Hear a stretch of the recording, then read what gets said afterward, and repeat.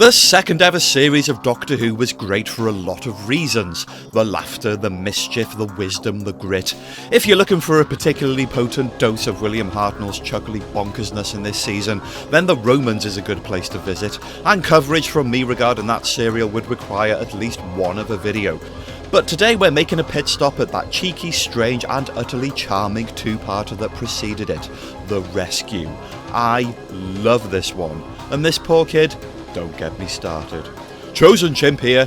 It might be a stretch to say that the Dalek invasion of Earth was season finale material. It wasn't even the end of a season, but I think you get the idea. It was the first time Doctor Who dealt with an alien invasion of our home planet, and it was the perfect sequel to the first Dalek story. It was a bombastic six-parter which marked a shift in narrative in a lot of ways, a particularly notable one being Susan leaving. See you back at the special, Suze.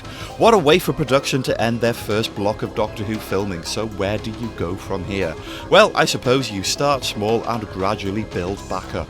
Kinda like the Time Meddler, The Rescue has got that mix of normal and weird that makes me so happy when I watch the original black and white Doctor Who classics. Or maybe I just got a soft spot for cliffs. I do love a good cliff in Doctor Who.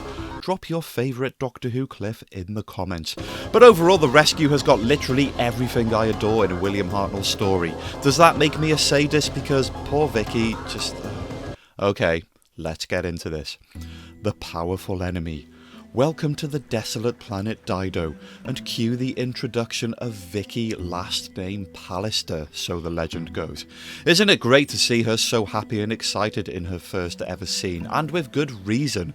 Her ship is stranded and sort of cracked in half down the middle, but now somebody or something has responded to the distress call.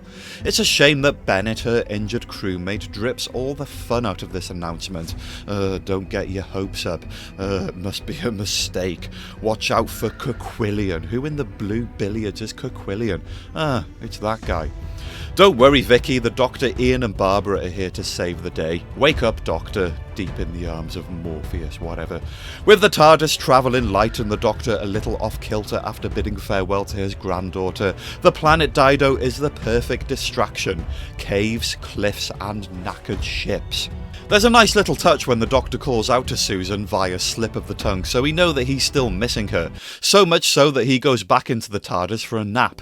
But Ian and Barbara have got this. It's just a cave. Nice throbbing bit of light up above. Quillian there dilly-dallying around the TARDIS. From the outset, we get some rocking atmosphere in this adventure. I love the eerie soundtrack during these scenes, and shots like that, marvellous. The crashed ship interior is dead cool as well. Anyway, like I said, they got this. Ian clocks the destroyed buildings, Barbara clocks the lack of other life, Quillian clocks that they are strangers. Everyone's going great guns. By the way, this is what a good 60s Doctor Who costume looks like. Optera, I'm looking at you.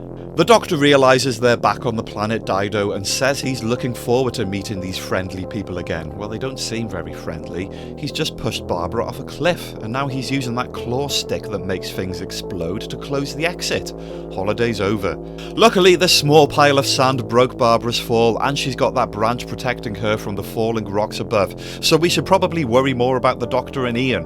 The Doctor refutes the claim that Quillian is a bad dude. His memory is of a decidedly more friendly race, but that's not true, is it? Quillian won't even let Vicki collect stones in her own spaceship, and he's spinning a right web of lies about the Doctor and his crew being a warlike race.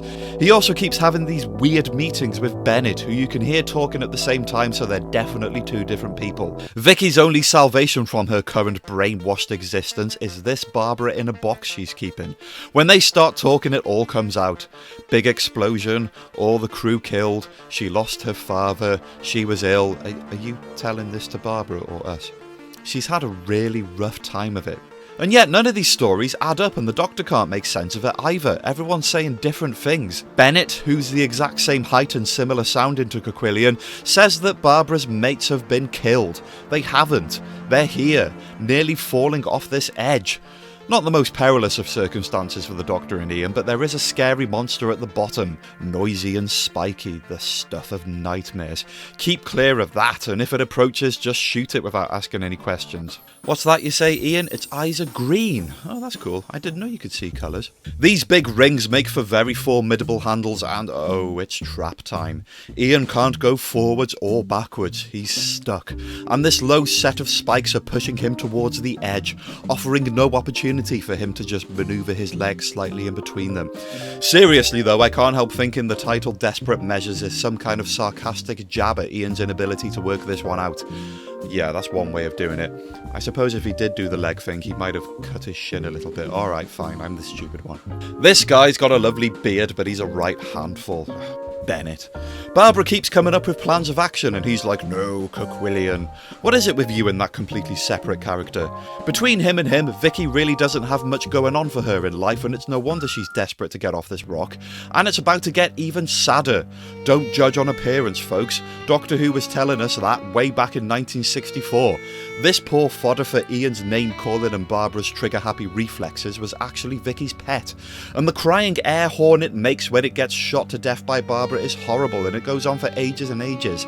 He was a sand beast, and his name was Sandy. Oh. And he just came out for some food. Like a cat would when you walk into the kitchen and the cat jumps onto the table and affectionately nuzzles its nose against your nose, Barbara. All I could see was its jaws. Have you never seen an animal's mouth before? Put the gun down. Poor Vicki. Oh great, here comes Chuckles and Half-Wit. Oh, what's this now? Cuquillian creeping around. It's all dark and misty. Lovely. The Doctor helpfully instructs Vicki on how to wipe her nose. Then he calls her a mess and starts laughing at her. Then Ian tells her to cheer up whilst holding the gun that killed her only pet and announces that he will protect her from, and I quote, cocky licking. Yeah, I figured. Honestly, these people are supposed to rescue her. The name of the serial is The Rescue, but one of them is sitting there firing a barrage of patronising jokes, the other is wielding a gun and making smutty innuendos, and the only one with a measure of consideration murdered her only friend earlier in the day. If I was Vicki and these three came to my house behaving like this, I'd be crying as well. This is one of the worst days that she's ever had since she got here, and it's their fault.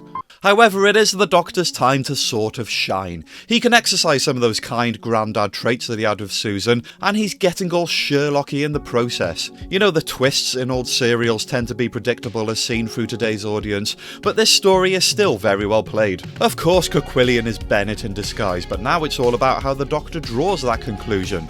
Smashing the door in and finding the recording and the trapdoor, all in a day's work. And this, my friends, is amazing. The People's Hall of Judgment, the temples, the music, the smoke. Look at the Doctor there. The set pieces and the atmosphere in this serial is the gift that keeps on giving, hence the reason why I keep banging on about them. It's just brilliant. Turns out that Bennett is a bona fide killer. He killed a crew member, he was arrested, and the ship crashed. They were taken into custody by the Dido people, allowing Bennett to bump everyone off in one explosion. Vicki was only kept alive to corroborate his story should they ever return to civilization. What a self-serving git. Puh. Bennett. Get him, Doctor. Who, by the way, is pure fire in this fight scene. Bang. Except here when he's getting strangled.